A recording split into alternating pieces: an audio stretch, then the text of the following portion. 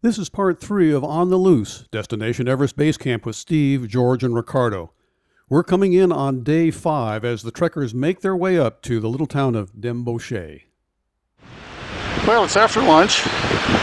We are now on the final leg to Dembauché, which is about 2 hours, and we understand about 400 meters, which is about 1,200 feet vertical ascent. So George is just about to come into view and cross the bridge, and the trail that we're going to follow starts up and goes up that valley. If we had gone to the left, we would have gone to a different town, but we don't want to go to that one, so we're going to Dembauché. I might add that it's getting colder and colder. I can see my breath now, and I'm wearing the heaviest gloves that I have. I've got my parka hood over me and then a hat on top of that, but other than that, I feel great. Oh, and did I mention that besides getting cold, little flakes are coming down, but I don't think they're going to be a lot of flakes. We'll do just fine. Well, we're almost to Dembauché. I had to get a quick shot of this before the fog or the cloud, I don't know which this is, rolls in. The snow stopped. It's not much elevation climb left, so we're like horses heading for the barn. Well, we finally arrived at Dembauché, and this is what the surrounding neighborhood looks like. The higher you get, the less amenities you have. I suspect that all those cow pies are what we're burning for fuel. And these aren't yaks, they're cousins to the yaks, but they're in the front yard. Up there is our great room. So here are the rooms that we're going to be staying in. They are individual rooms. You have to come outside and cross over to get to the great room, which is directly behind me. And if you have to go to the toilet, there it is right there. Which of course is something you're not going to want to do in the middle of the night. So here we are in the great room of our little lodge, and it's nice and warm and cozy. The stove there is giving out a lot of heat, and we got some tea kettles on top. So the way that it works here is you spend as little time as possible in your room. You literally stay in this room until the very last moment, and then you run to your little unheated room and jump in the bed while you're still warm. So we haven't gone to our rooms yet. We're still recuperating from the day's hike. We've ordered dinner, and we're prepared to settle in. Now, here we are for 2 days to acclimatize.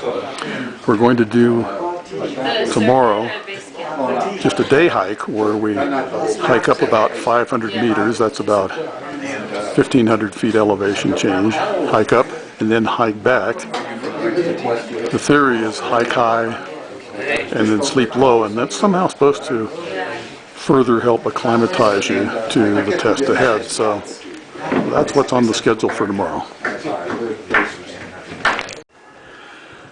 Well, this is day number 6. Dawned bright, clear, and crisp, but the sunshine makes one heck of a difference. So today is a day where we're at about 4,400 meters, and we're going to hike up to about 5,000 meters and then come back down. There's a school of thought that says that if you do that, that helps you acclimatize. I'm not sure what evidence there is to support that, but that's what we're going to do today. Meanwhile, George is fighting a respiratory infection. Ricardo, with his pharmaceuticals, has given him stuff to take, and we're hoping that will clear up in time for our departure tomorrow to Loche. So it's off to breakfast in just a few minutes.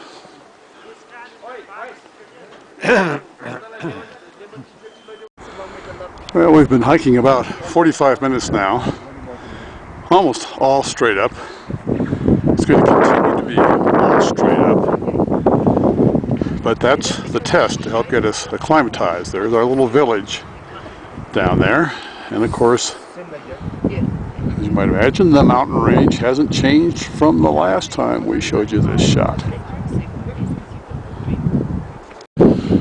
Well, I've just been told that we have about an hour more to go to reach the top. I was hoping that my guide would say something like, oh, it's only another 15 or 20 minutes. Meanwhile, I'm almost as high as that cloud. Not quite, but I think if I get to where I'm going, I'll probably be higher than that cloud.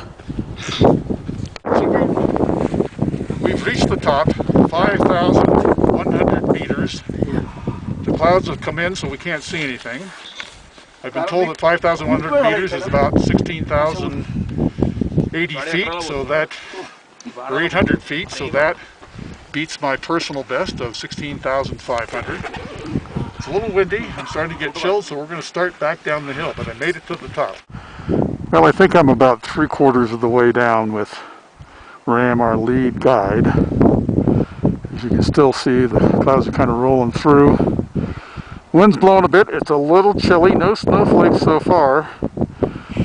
Going down isn't quite as hard as going up, but it's surprisingly hard on the knees. I'm looking forward to a cup of ginger tea and then maybe a nap. Maybe 2 naps. Day 7. It's a beautiful morning after the clouds of yesterday. Unfortunately, one of our team has a difficult decision to make, and he's already made it. He's now discussing it with Ram, our leader. George has had a respiratory problem for the last couple of days. It's not gotten any better, hasn't gotten any worse, but he has no appetite. It seems to be settled in his chest as opposed to his throat. And so he's discussing with Ram the alternatives. Ram's suggestion, because it's a relatively flat walk today, is that he proceeds to the next town. I think George's preference is to turn around and head to lower altitude and possibly see if a doctor, see if there's a chest x-ray or something. So a difficult choice. We'll find out what George decides in just a moment. Well, George has had his conversation with Ram, and George, what's the outcome? Well, I'm going to start back today to Nemche Bazaar, because if I need some medical help, that's where I have a better chance of getting it. And so I'll leave with one of the porters today. We'll go back to Tengboshe, stay there tonight, and then the next day we'll go on to Nemche Bazaar, assuming that the antibiotics that Ricardo gave me kick in. By the time I'm to Nemche Bazaar, I'll be perfectly okay. And I'll wait there for you guys, and then we'll go on out together. So that's the plan, and all I'm trying to avoid is going farther up where there's less help if it's needed, then starting back down where there's more help if it's needed. So that's the reason I've made that decision, and Ram agrees. All right, well, we'll miss you, but your health's much more important. Yeah, I agree. I just don't want to get stuck up at 15,000 feet, no doctor, within a day's walk. So doesn't have to do with the altitude, by the way. Everything I can say, I just picked up something of a bacteria. Could have been back in Kathmandu and not even on the trail here. So I'm settled on that, and about 8 o'clock we'll leave and part ways, and we'll meet you in 2 days. See you in 2 days. Yeah. So we're on our way to Lebuche. It's about 5 hours worth of trekking, about 1,500 foot elevation gain. We're going to miss you, George, but you've done the right thing. So here we go to Lebuche. Well, there's here's where we're going for lunch. So far it's been an easy hike. But the next part, to get ourselves up to Loche, that's where we have to go. Loche is somewhere over that saddle. Well, we have arrived at the Thukla fast food restaurant. And over here it's Dukla plus Thukla. Folks are enjoying the sun. And for the first time we're seeing solar heating. So that's pretty cool. The pot looks like it's boiling a bit. It also looks like it's seen better days. I don't think I'm going to stick my hand in there, but there's how they save on yak dung and bottled gas. It's getting a little chilly outside, waiting for Ricardo and Ram, so I decided to come inside just to show you what's going on with folks. Folks are either going up or down from this point. This is the last warm spot for probably the next couple of hours.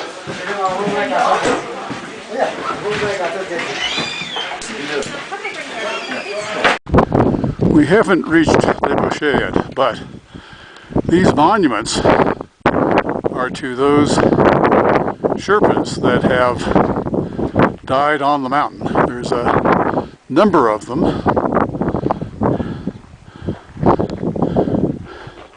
Some smaller ones over there. The very first one that you saw said that the gentleman fell into a 200-foot crevice. That was back in 1971. We also have a few Buddhist flags flying here. We've reached, I think, hopefully the end of the steep part. Not that we won't still have some ups before we get into Le Boucher. Well, this is the little town of Le Boucher. Not much to look at, but I am darn happy to be here. I'm getting chilled, which is not good.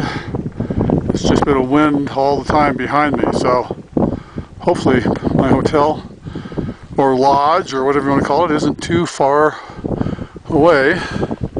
Meanwhile, I guess if I didn't give you the scenic tour of what's around us, wish I had some of the sunshine. Well, thank goodness for small favors. This is our lodge, Mother Earth House. 5,000 meters, it says. I'll leave you to do the math. I just want to get inside. It's the beginning of day 8. This is an important day because we are going from Le Boucher to Gorek Shep. That's the key point. It's about 200 meters in elevation gain, or about 650 feet. Once we get to Gorek Shep, we're going to drop off our baggage, and then we're going to hike another 300 meters to the old lower Everest Base Camp, which is what we came to do. So we're excited about that. It's been 7 long days. Some of the days I wasn't sure that we would make it, but we're going to do that. So our thoughts are with George. We haven't been able to communicate to find out if he's okay. We think he is, but we're not totally sure. But anyway, this is day number 8, and we're on our way to Gorek Shep. I understand we're about 30 minutes away from Gorek Shep, so it must be somewhere behind those ridges of rocks. But this is the classic. I had to give you this pan shot because you really haven't seen this particular range before. The other interesting thing is that I suddenly just became aware of that we've been walking alongside of the glacier, and if I was the better narrator, I'd be able to tell you the name of this glacier, but there it is. Awful lot of rocks covered over it, so I don't know whether it's been shrinking, but it starts right up there. So we're still on our way to Gorek Shep. I'm hoping only about 30 minutes away.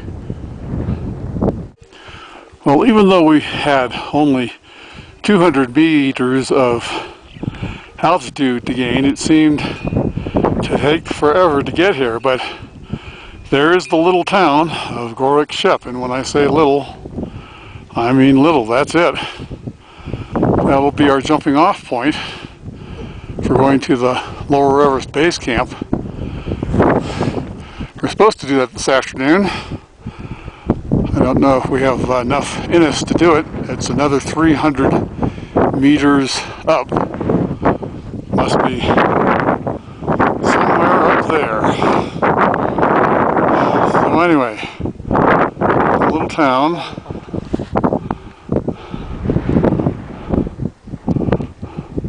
Of Gorkshep. I don't think we're going to find any Wi-Fi here. This is day 9. We are on the last leg to the lower base camp. We started out at 5 this morning, so the sun is only now just starting to hit the mountaintops. We hope to be there by around 9:30. We're starting to run into a timing issue in that if we can't get there by 9:30, we really need to turn around and start heading back down the mountain to get to where we're going tonight. So we're hopeful that we can make that last push and make it to the lower Everest Base Camp. We've got a little bit of an avalanche going on over there. Not a big one, but certainly not one that I'd want to be in front of.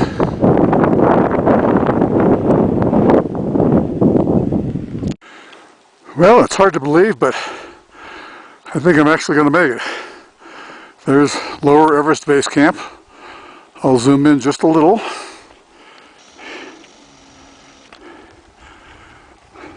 Not much to look at, but there's a lot of folks underneath those yellow tents that have some hopes and dreams of obviously hitting the big time by making it up to Everest. I'm glad this is all the further we're going. I'm so chilled right now, I can hardly wait for the sunshine to get down here and warm me up. So this Buddhist monument is at the entrance to the base camp. It has mainly Buddhist prayer flags, but there are also some flags of other nationalities. And even though we're thousands of miles from home, you never know what you might find.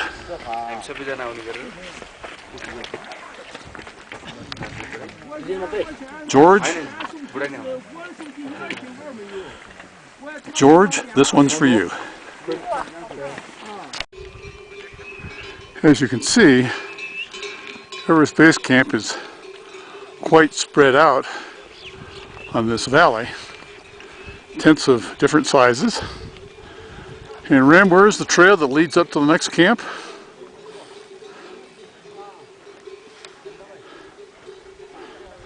I think it goes up through that pass, and we're not going there. This is far enough for our little team. So we're finally here. We've achieved our objective of getting to the lower Everest Base Camp. There were some days when I think Ricardo and I thought we're just not going to make it. Every day. Well, yes, every day it seemed. But Ricardo, now that we've made it, how do you feel? Well, it's like a wow, you know, it's so exhilarating. It seemed like it just wasn't going to happen.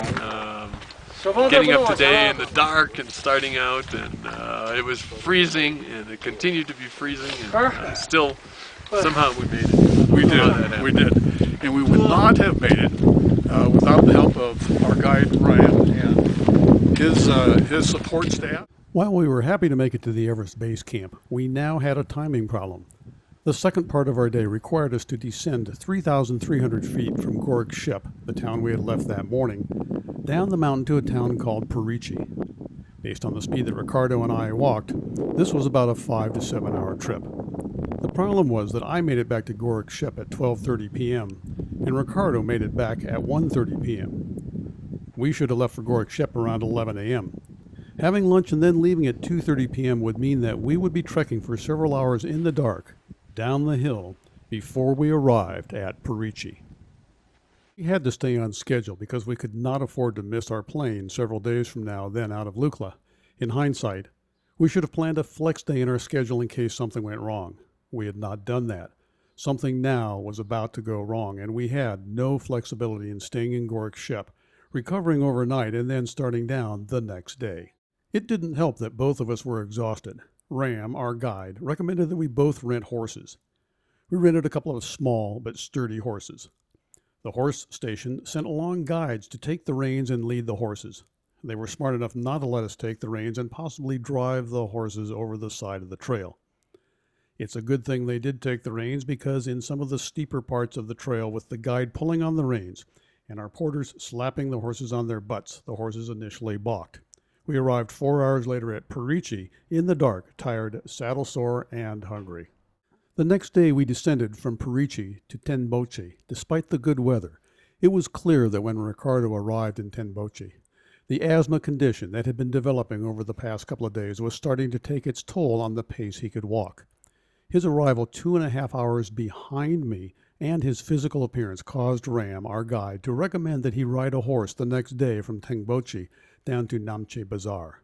While Ricardo was mentally game to keep trekking, he had developed asthma due to an allergy to dust from the trail and from feathers from his sleeping bag that had been provided by our guide. We were delighted to be reunited with George in Namche Bazaar the next day.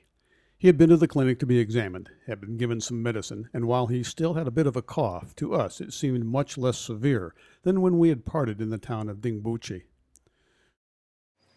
Due to Ricardo's asthma, the fact that we had to stay on schedule, and the fact that we had 2 more days of trekking to reach Lukla, Ram was able to find a local helicopter service that was able to take Ricardo from Namche Bazaar to Lukla. Coming up next, we're at the Lukla airport, very ready to fly back to Kathmandu. Well, George and I had 2 more days of trek, but we made it back to Lukla, where we were reunited with Ricardo. It's now the day that we get to depart from Lukla, and I have to tell you, we're looking forward to it. This is billed as the world's most dangerous runway. As you can see, it's a pretty short runway, and the plane's at kind of a running start, because when they get to the end, there's a cliff. Coming up next, not everyone makes it out on 2 feet. All right, so not everyone makes it out on 2 feet, and I'm not sure what happened to that poor soul, but he's being airlifted back to Kathmandu. Well, that's our story. I hope you enjoyed it. My special thanks to Ram of Eco Mission Trek and his very capable staff. And if I can put in a little plug, Eco Mission Trek is based in Kathmandu. He is a very competent guy. He's priced well below the majors. So fire up your search engine and put in Eco, E-C-O, Mission Trek. Ricardo, George, it's been a heck of a story. Ricardo, any last takeaways? Any closing comments? I think the whole thing is preparation of the journey, getting to Everest Base Camp. It's just a very exciting experience, and especially doing it with 2 great guys. I couldn't have wished for anything more. George? No disappointments at all. I've been thinking about this trip for years and wanting to see this area for 30, 40 years anyway. So it's a dream of a lifetime. Wish I could have gotten to base camp myself, but I think I made the right decision to drop back a couple days. I've seen everything I wanted to see, and it's just been a wonderful trip. I like working with Ram at Eco Mission. If I get back this way to Tibet again or Bhutan, I'll be the first guy I call, and I like the guys that work for him. So it's been a 100% enjoyable, hard but enjoyable trip. So that's our story. That's our show. You've been watching On the Loose with Steve, George, and Ricardo. Thanks for watching. That's it, guys. Thank you very much. Thank you very much. You're going to be famous now.